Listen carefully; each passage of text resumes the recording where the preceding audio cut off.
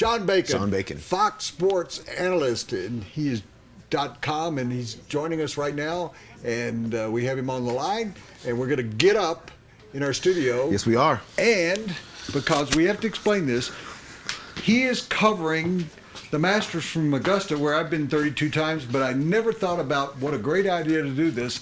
He is giving us artist's rendition of how Tiger's game is going, as if I think that he's going from Shane, and I think I said Sean, but of course it's Shane. Shane can go from here to being a court artist for major trials because he's doing such a great job. Thanks for joining us, Shane.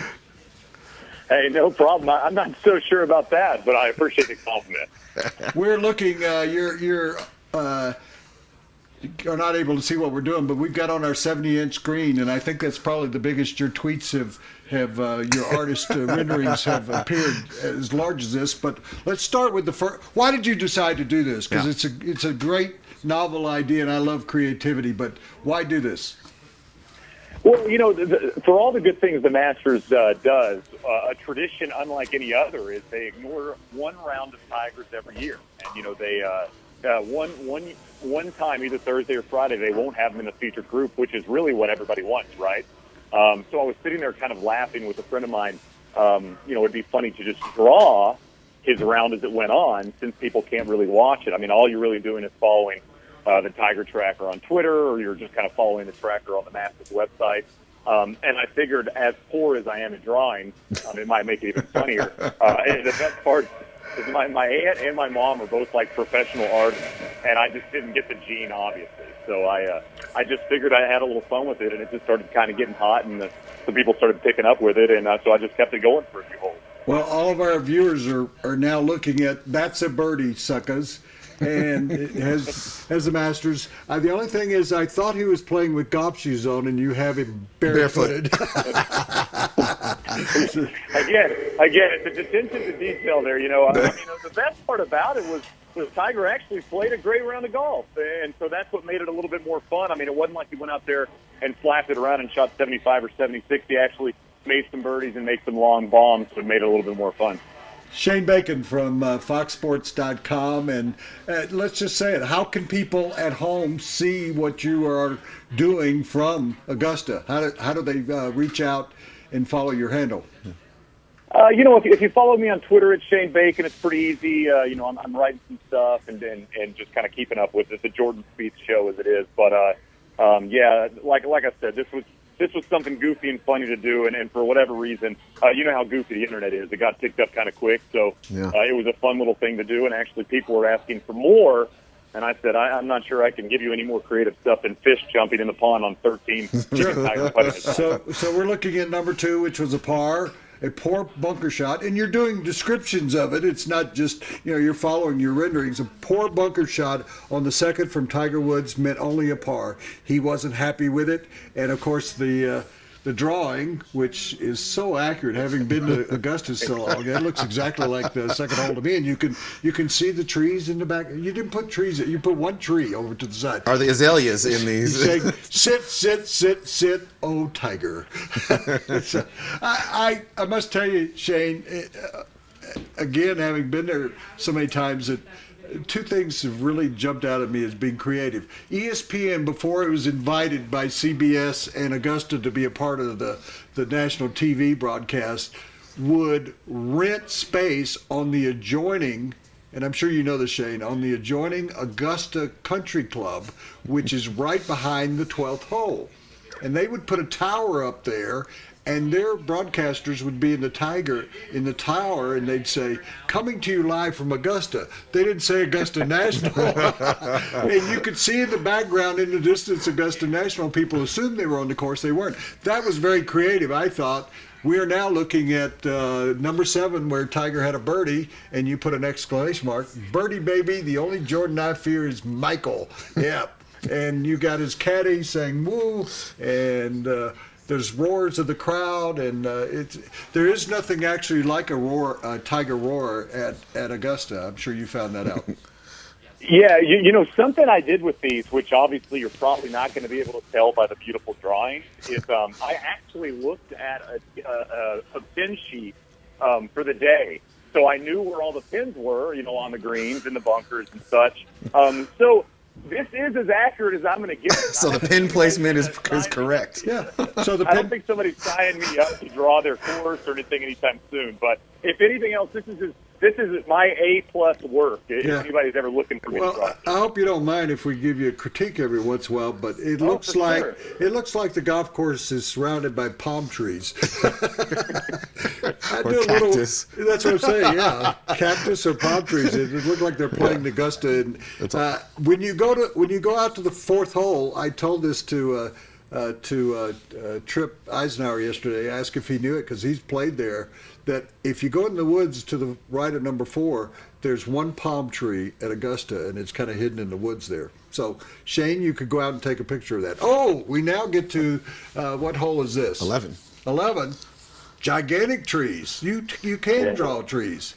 It's beautiful, beautiful trees. And if you notice, you can really see, he's in the fairway, but the green's really in the distance on 11, as you can really tell by the thing. It's not floating in the sky like some. It kind of looks like.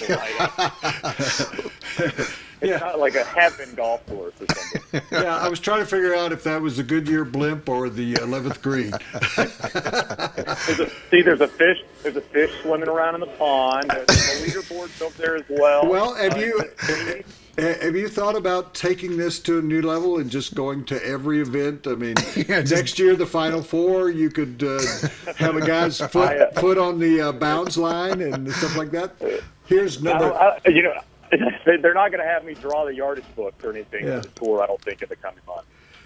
Shane Bacon, at Shane Bacon, a par on 13 for Tiger, who is now dealing with a lippy caddy, antsy patrons, and a know-it-all fish. Did you see a fish on number 13? I see these fish are talking as well.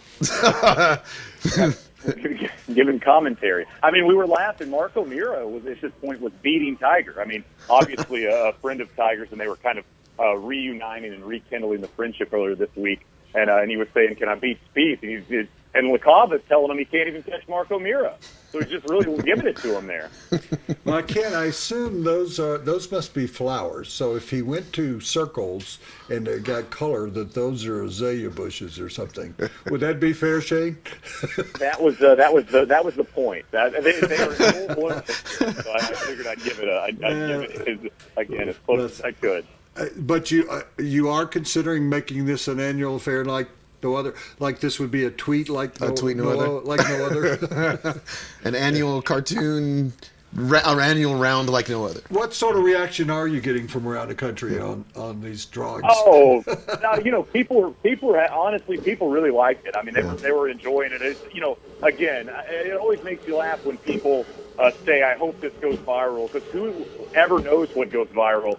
But this was one of those little things that, again, fans were enjoying it. And I think it also actually kind of softened everybody that was so mad they weren't getting to see Tigers around. This kind of gave them a chance to at least laugh at it a little bit. And that was my point. I mean, of course, like I said, the Masters doesn't just lay down for Tiger Woods. They give the feature groups they want to give. And, Tiger played a good round, and we didn't get to see a lot of it, so I just tried to have a little fun with it for everybody. So we'll turn to a serious matter for a second. What are you doing the rest of the week to try to even outdo yourself? I don't know.